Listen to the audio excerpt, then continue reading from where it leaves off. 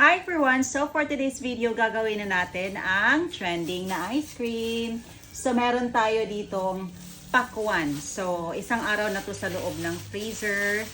Ayan. So mga 10 minutes ko siyang inano. Ayan siya oh. Tigas. Napakatigas. Nagtutubig na siya. So ready na siya lagyan ng ating creme densada. Yan na natin. Ayan siya. Anuhin. Wow, ano na siya. Nag-start na siyang ano.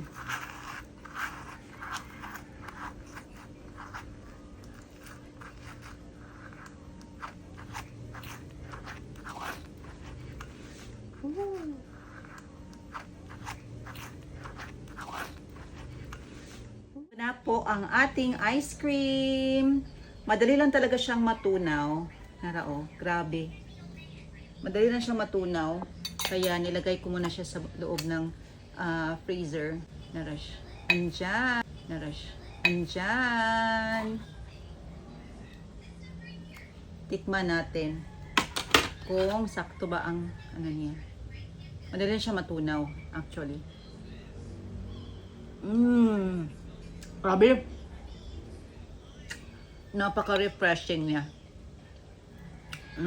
Grabe. Grabe. Focus.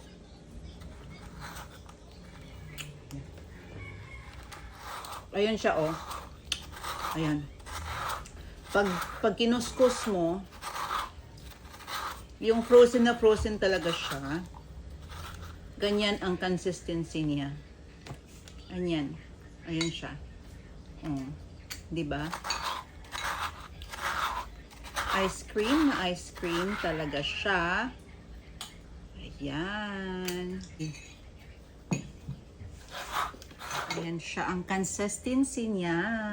Ayan, so this is our watermelon. So papatigasin lang natin siya ng mga isang araw. Ilagay natin sa freezer. Ang lansonis 180 ang grapes 80 and asya dire mangga is 90 and watermelon pila man ni siyang kuan ani half lang siya palito na ako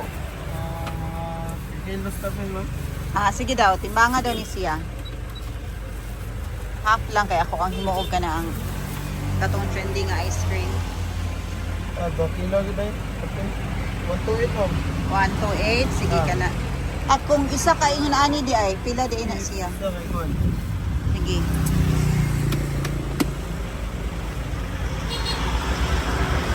ay 300 kapin man sad no ayun na lang kana lang to nga ako kinahanglan dako mas dako ana sige la okay ra na siya kana na lang Sabor vlog tagaan ko free taste na pinya basta ngamiya oh grabe tilawan na to ni kay unsa gini siya ka lami papa ko dayo ang nakalit hala liwat ra ko sa kuan na maligya sige free taste ni siya guys oh free taste tilawan na to ha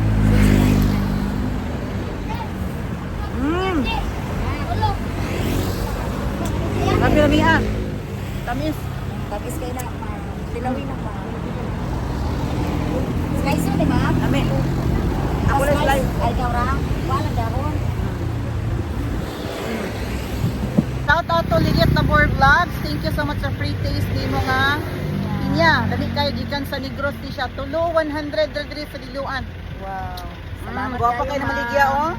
Wala na kayo na follow. Paki-follow sa Liliet Nabor Vlog. Salamat!